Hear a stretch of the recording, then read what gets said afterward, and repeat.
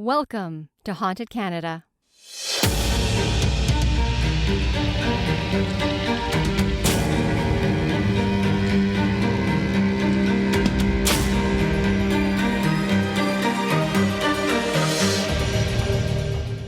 Hello, everyone, and welcome to Episode 2 of Haunted Canada. If you have returned, then I can assume that you're enjoying my new podcast, and you've probably already listened to the introduction and Episode 1, where we talk about 3 of Alberta's creepiest ghost stories. And if not, I encourage you to go back and listen to them as well.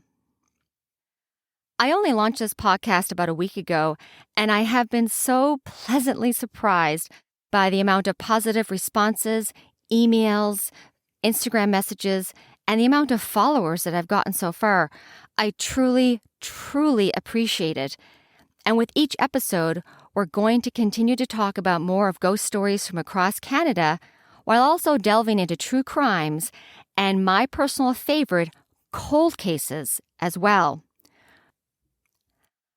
On Episode 2, you're going to hear 3 more creepy ghost stories from Alberta, from Edmonton, Lethbridge, and Calgary. And then on future episodes, I will cover more ghost stories from across Canada. Please be advised that some of the stories that we talk about on Haunted Canada can deal with adult themes and content of a violent and disturbing nature. Listener discretion is advised.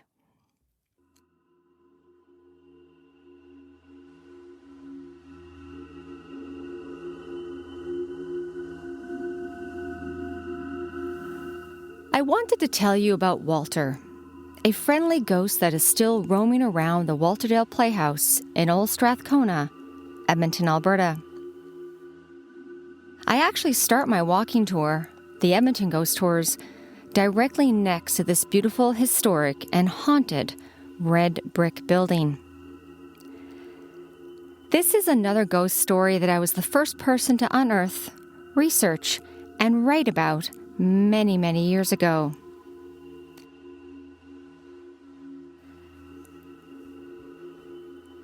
In Old Strathcona, Edmonton, Alberta, is the very historic and haunted Walterdale Playhouse, one of Western Canada's oldest amateur theatre groups. It was the first volunteer fire hall built in Strathcona in 1901, and today it has its own ghostly member known as Walter, the spirit of a former fireman that worked, volunteered, and died in the second-floor bunkhouse, which today is the makeup room and dressing room for all the actors. The theatrical building has produced many wonderful performances over the years, yet it is the ghost of Walter that has been seen wandering the hallways and hiding props that always causes the most excitement for local audiences. In the early 1890s, the small area of Strathcona, situated on the banks of the North Saskatchewan River, was bustling with men and women passing through town on their way up north to the Klondike Gold Rush. Since the Edmonton and Calgary railway line ended in Strathcona, it was the last spot for thousands of people caught up in gold rush fever to buy any and all supplies needed for the long and dangerous trek up north. This massive influx of people created a population and economic boom in Strathcona. The small town saw the rapid and haphazardly building of many wooden businesses and homes as numerous entrepreneurs wanted to cash in on Klondike fever. The majority of these wooden storefront buildings were erected on White Avenue and were built so quickly and close together that the need for a fire hall was quickly realized, as it would only take one fire to cause the entire wooden town to burn to the ground. This was a real fear, as similar fires had already destroyed other cities, including Vancouver's Great Fire of 1886, the Great Fire in St. John's, Newfoundland in 1892, and Toronto's Great Fires of 1849 and 1904, just to name a few. Strathcona built its first fire hall in 1901, a two-door wood-frame structure, which was quickly replaced with a more modern three-door brick building in 1910. The red brick building is a great example of a fire hall built pre-World War I and only cost $15,000 at the time. The fire hall was described as unusually commodious by a local writer of the day. And yes, I had to look up the word commodious. It means roomy and comfortable.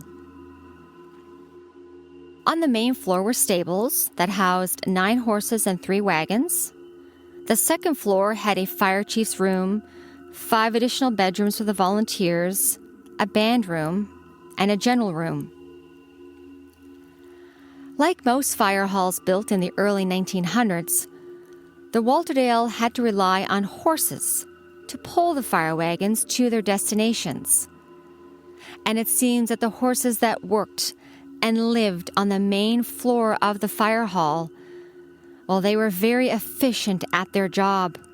For all it would take would be the mere ringing of the emergency bell from the bell tower that's still attached around back, and the horses, upon hearing that bell, would automatically just leave their stalls from inside the building, taking their places directly in front of the fire wagons to be ready to work. And it does seem that those horses may have remained behind in death in case they are needed.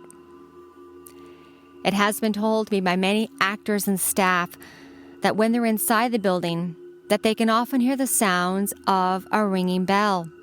Staff can then hear the sounds of a horse's neighing and the sounds of the horse's hooves just clip-clopping along the cement floor. Staff believe to this day that it is still those horses taking their places, getting ready to work, even into eternity. Over the years, when I'm leading the Edmonton Ghost Tours, many strange and smelly things have happened to me and my tour groups when we're standing directly in front of the playhouse. On numerous occasions when I'm telling the tour groups about the building's history, I'll suddenly get an overwhelming smell of hay, horses, and manure, like I'm standing in a barn or a horse's stable. I have often thought that I was the only person smelling this, until numerous people eventually began to come forward on my tours and tell me that they were smelling the exact same thing. I remember one evening in particular just a few years ago, while I was standing in front of the theater with a group of pathfinders and girl guides. I began to talk about the building's history, and once again I began to smell horses and hay all around me. As I continued on with the ghost story, a young girl on the tour, around age 9, turned to her mom and said, "I can smell horses, Mom. Can you?" The second floor of the playhouse, which was once a bunkhouse for the volunteer firemen, is now the makeup room and dressing room for all the actors. Yet it's upstairs in that makeup room today where the majority of the strangest things do happen. Actors have told me over the years that when they're upstairs in that room, sitting at their makeup tables, getting ready for their shows, that their large cases containing all their theatrical makeup, that those large cases will suddenly just slide from one side of the counter all the way down to the other end of the room for no apparent reason. While on other occasions, costumes, props, and personal items have mysteriously gone missing from that room, only to reappear just a few moments later in a completely different area of the theater. Several years ago, a friend of mine was performing in a show at the Playhouse in which she had to wear a platinum blonde wig for the performance. It was opening night, and she was sitting upstairs in the makeup room, running lines and getting ready for the show. Her platinum blonde wig was directly in front of her on her makeup table all afternoon. 1 hour before showtime, she told me that she stood up, turned around, got into her costume, but when she turned back around to grab for that wig, it suddenly now had just vanished. Where it went, nobody knew. With only 1 hour to showtime, a frantic search began within the theater. Actors and staff, they searched in every nook and cranny. However, the wig was eventually discovered 5 minutes before showtime down on center stage. How it got there, to this day, still nobody knows. On other occasions, actors and volunteers have passed a mysterious person in the stairwell, but when they turn around, the person has vanished. A few years ago, a woman was leaving a rehearsal at the theater when she stopped to talk to me after one of my tours. With great excitement, she said that she had a few of her own ghost stories from inside the Walterdale Theater and that she wanted to share them with me. She said that when she was performing in a new show, she had to arrive early one evening for a costume fitting. As she climbed the stairs to the second floor makeup room, she said that she noticed an older man dressed in a black suit pass her on the staircase. The man never looked at her and only continued walking down the stairs. She told me that she only climbed about 2 steps and then looked back down the staircase, but that the man had now vanished. She had not heard the door close or open, and she was adamant that there was no way that the man could have made it down those stairs that fast. When the local actress arrived in the costume room just seconds later, she asked the employee, "Who is the man that just left?" The employee replied, "What are you talking about? There's no one else here. You're the first person to arrive." With that, of course, the actress told the employee about the man that she had just seen passing her in the staircase in the black suit. And the employee just threw their head back in laughter and said, "That's just Walter. He's always wandering around here." She then went on to tell me of another creepy experience that she and 2 fellow actors experienced at the end of a rehearsal one evening. The group all helped put away the few props that they had been using that evening, which consisted of 3 chairs, a side table, and a lamp. Each person took a prop from the stage and placed them all together backstage for storage. The lights were shut off, and the group left the theater and went upstairs to grab their coats and jackets. A few minutes later, she said that the group was coming down the staircase when they all noticed that the hall lights were on again. Not thinking much of it, the group went around the corner to turn off the lights, only to notice that the lights in the theater were now back on. When the group opened the door to the theater, she said that they were all left speechless. The prop items, the 3 chairs, the side table, and the lamp that had all been put away just minutes earlier were all now back on stage in the exact same spots. The actress told me that everybody just stood there in complete silence for a few moments. No words were exchanged as they closed the door to the theater and exited the building. To this day, everyone at the Walterdale Theater believes that it is Walter, the volunteer fireman who died in the second-floor bunkhouse, that it is still his spirit that is seen wandering throughout his old fire hall, still to this day.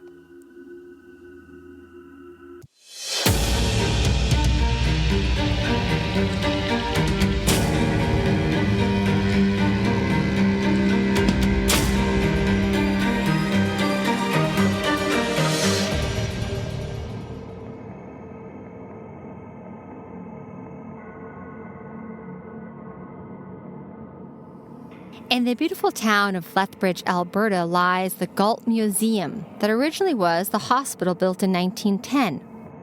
One of the museum's ghostly residents is George, a patient who died tragically at the Galt Hospital in 1933 while being wheeled into the operating room for a routine appendectomy. Still groggy from the anesthesia, George was only pushed halfway into the elevator when the elevator and the elevator doors malfunctioned, and George only halfway in, the elevator began to rise. The front legs of the gurney got caught on the elevator door, dangling the gurney and George just above the open elevator shaft. Moments later, George fell from the gurney, plummeting to the bottom of the elevator shaft, landing on his head on that basement floor. Unbelievably, George did not die from the fall, but was found mere moments later, upright, shuffling around, and laughing in the basement area. Yet sadly, George did die of head injuries the very next day. Since then, reports of George's presence has been felt and documented by numerous staff and visitors to the museum over the years. Staff have reported that when they're in the building working, that they often can hear the sounds of shuffling feet. They can also hear somebody whistling and blasts of cold air all around them. On other occasions, the figure of a young woman dressed in a crisp white nurse's uniform, wearing an old-fashioned nurse's hat, can often be spotted wandering throughout the hallways. Yet some of the most spine-chilling stories come from the upper level of the museum, that originally was the old children's ward and nursery of the Galt Hospital. Many patrons and visitors of the Haunted Museum have reported that when they're working on that particular area, that they often get an uneasy sense as if they're being watched, or as if someone or something is pulling at the corner of their jacket. Yet when they look around, there's nobody else in the room with them. While others have spoken of reading and working quietly on the upper levels of the old hospital, only to hear the infectious giggling and chatter of children seemingly all around them.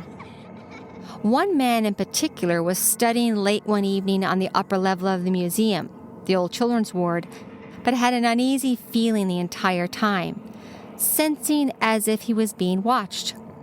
While at other times, items that were right next to him on the table, such as his reading glasses, notebooks, and pens, would mysteriously disappear, only to be found mere moments later at the other end of the room. When this man left the museum at the end of the day and was walking to the parking lot, he felt an irresistible urge to turn around. As he did, he looked up and spotted a young girl waving goodbye to him in the window of the very room that he had just left, the old children's ward of the Galt Hospital.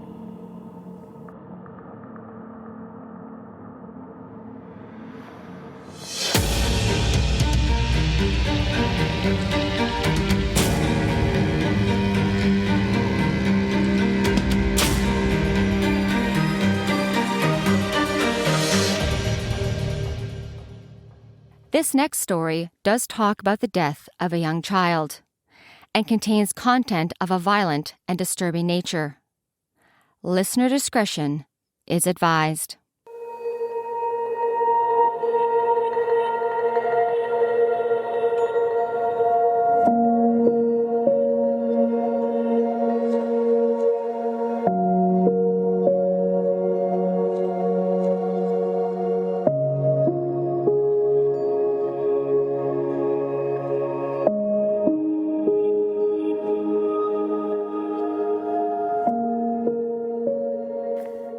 Calgary, Alberta is a growing city known for its oil prosperity, ever-expanding housing market, and breathtaking views of the majestic Rocky Mountains.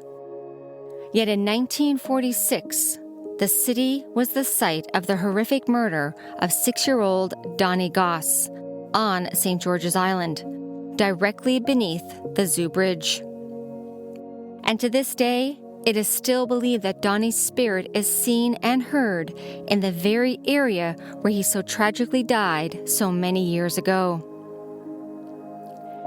If you're not familiar with Calgary, it does have an amazing zoo in the center of the city, connected to St. George's Island. The island was actually named after one of the patron saints of the United Kingdom, St. George of England. This collection of small islands that were merged together many years ago on the Bow River has always served many purposes, such as a community space, a festival area, a park where families would go to spend time together, picnic, walk, and play. A place where Donnie and the rest of the Goss family had gone many times. Donald Henry Goss, but everyone called him Donnie, was born in Calgary on November 7th, 1939, and he had just finished grade 1 at Bridgeland Cottage School. He was actually a twin to his sister Doreen and had 2 brothers, one older and one younger. Donnie was growing up in the 1940s, a simpler and what many people believe to be a safer time where everyone knew everyone. In 1946, Calgary was a much smaller city than it is today. It was a place where you knew your neighbors, and kids had more freedom. Kids could just go outside and play. They could just be kids. And that is exactly what Donnie, his brother, and a friend did on the evening of Wednesday, July 24th, 1946. At 6:30 p.m., just after dinner, on that warm summer evening, the 3 boys set out to walk to the nearby park on St. George's Island. But unbeknownst to anyone at the time, a suspected child murderer, Donald Sherman Stanley, was in that very park looking for his next victim. Donald Stanley had traveled to Calgary from Vancouver, British Columbia, where he was already under investigation and would later confess to the murder of another young boy, 11-year-old Gary Billings. On that Wednesday evening, there were many people in the park. Families were out walking and kids were playing. So when the 3 boys got to the park, Kenneth and his friend went off to play baseball nearby, and Donnie went to the park to play on the smaller swings. When Kenneth finished playing baseball, he returned to the swings to get his younger brother. But Donnie was nowhere to be found. Assuming that Donnie had just gone home, it wasn't until Kenneth arrived home a little while later that he realized that Donnie wasn't there. Kenneth quickly alerted his family, and then he and an uncle went back to the park to look for Donnie, with more friends and family arriving shortly thereafter. Donnie's father, Henry Goss, upon being notified that his son was missing, left his job to search for his son also, with many of his co-workers from the railway coming to help in the search as well. Everyone searched St. George's Island throughout the evening, calling out little Donnie's name all night.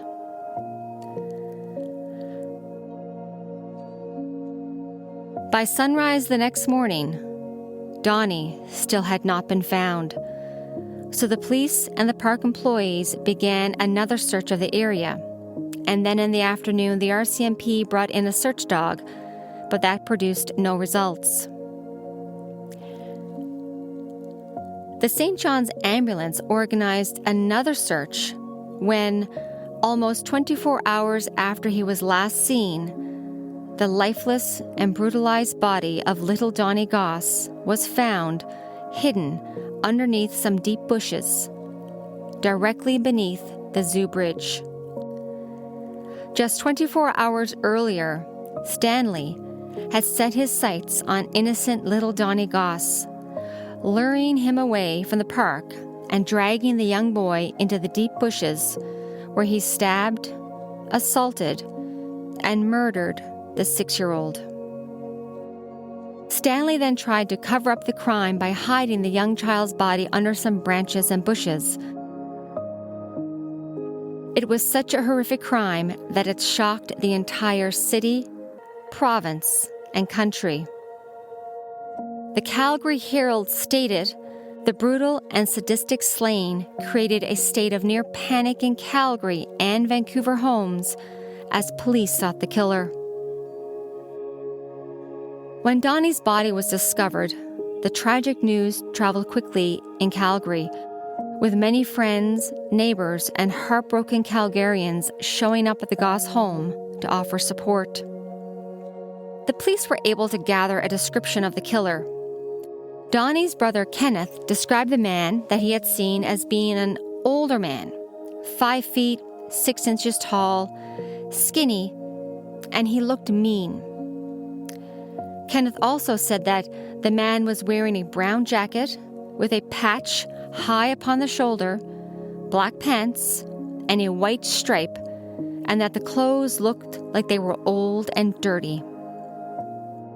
Kenneth also told the police that the old man that he had just described had been watching them and walked towards the island store when Donnie went to the swings. While the city of Calgary was on edge and mourning the loss of Donnie, the killer was not identified until almost 1 month later.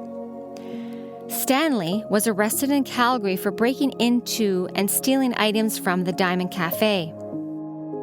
It was while in jail for a completely separate crime that Stanley was interviewed about the killing of the 11-year-old Gary Billings in Vancouver Stanley Park.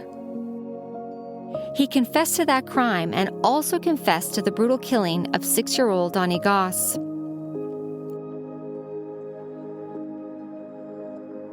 When news broke across Calgary and the country that the child killer Stanley had been caught, a sense of relief spread. Donald Sherman Stanley, 29, was tried, found guilty, and sentenced to hang for the murder of 6-year-old Donnie Goss, while also having confessed to the brutal murder of 11-year-old Gary Billings in Vancouver's Stanley Park. Stanley was hanged on December 18, 1946, along with 4 German prisoners of war at the Lethbridge Provincial Gallows in Lethbridge, Alberta. It was the largest public execution in Canadian history. Yet to this day, visitors of St. George's Island, which is part of the Calgary Zoo grounds, believe that the spirit of Donnie Goss is still seen and heard on the very island and underneath the Zoo Bridge. Over the years, strange events have been reported in that very area as pedestrians can often hear a young boy's voice crying out for help. While a new Zoo Bridge was built and opened in 2017 to replace the previous 1908 structure, people still report that when they're walking or biking along the river paths, over the Zoo Bridge, or in and about St. George's Island area, especially at night, that they can often hear the cries of a small child calling out for help. On many occasions, upon hearing these cries for help, local police have been called to the bridge area. Searches have begun, but no child is ever found. Today, a maintenance building now sits on the very site where the park used to be.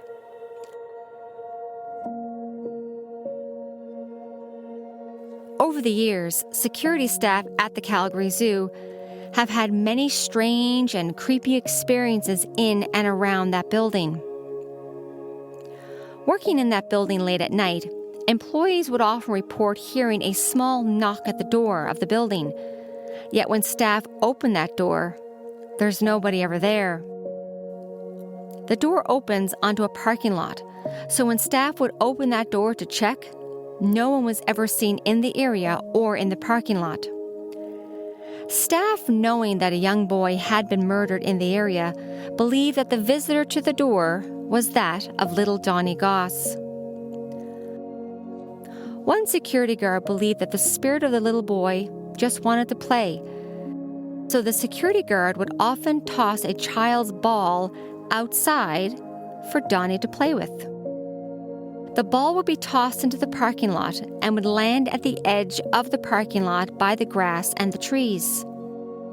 Whenever the employee did this, the ball would mysteriously reappear at the step of the security door later on that same evening. But perhaps even more hair-raising is the many encounters that other small children have reported in that very area. Over the years, when families are in that area walking and exploring with their own children, they've often reported that their young kids have often spoken of talking and playing with a young boy named Donnie. On one particular summer evening, a family was out for a stroll along the walkways by the Zoo Bridge. The young girl, age 7, was collecting some wildflowers along the pathway when her parents noticed that she seemed to be giggling and talking to somebody, yet there was nobody around her in the grassy area. When the parents told the young girl that it was time to head home, the young girl didn't want to leave and protested. When the mother asked the little girl why she didn't want to go home, the young girl just replied that she wanted to stay and play with her new friend, Donnie. The mom was a bit confused as she saw no other kids in sight. Realizing that there were clearly no other kids in the area or by them on the walking trail, the mother knelt down on the grass so that she was eye level to her daughter and asked her, where was this boy? The young girl pointed right next to her mother, saying, "He's right there, Mommy, standing right next to you." Many similar stories of people seeing and hearing a young boy by the Zoo Bridge have been recounted over the years, and it is still believed to be the ghost of little Donnie Goss, whose spirit still roams around the Zoo Bridge, the very area where he was so tragically murdered in 1946.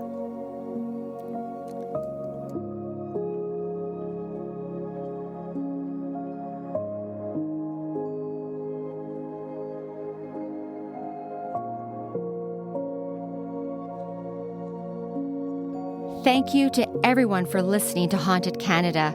If you have enjoyed this episode and want to hear more, please subscribe to the podcast, like, share, and tell a friend about it. Also, please take the time to write a positive review and leave a 5-star review as well, as that helps others find us on iTunes, Spotify, and all those other sites as well. So please leave a review, as it does help. If you have your own ghost story, true crime, or cold case, or something that you'd like for us to cover on Haunted Canada, please visit us and email us through our website at hauntedcanada.com, where you can also link and follow us on Facebook and Instagram. And if you're ever in Edmonton, Alberta, and you'd like to go on one of my award-winning ghost tours, please check us out at edmontonghosttours.com. Absolutely a big thank you to every single person who took the time to download this podcast. I have been completely surprised but so appreciative of the amount of support and the encouragement that I have been receiving, and I really want to thank every single person. I truly do appreciate it. So stay tuned for the next podcast, where again we're going to deal with some creepy stories from across Canada, and where we're also going to delve into an unsolved murder, a cold case. And this first cold case that I'm going to cover happened right here in Alberta. I also had an email this week from a subscriber, and they were interested to know in what kind of podcasts I listen to and that I would recommend. Some of my favorite podcasts that I listen to on a daily basis is Canadian True Crime. I absolutely love this podcast. I love Serial, Dark Poutine, great for ghost stories. I also love Crime Beat, Up and Vanished, And for outside of the true crime and ghost story genre, one of my other favorite podcasts is Under the Influence by Terry O'Reilly. I absolutely love that podcast, so try to give it a listen if you can. Again, thank you to everyone for subscribing and for supporting Haunted Canada. And stay tuned because the next episode will be out next week.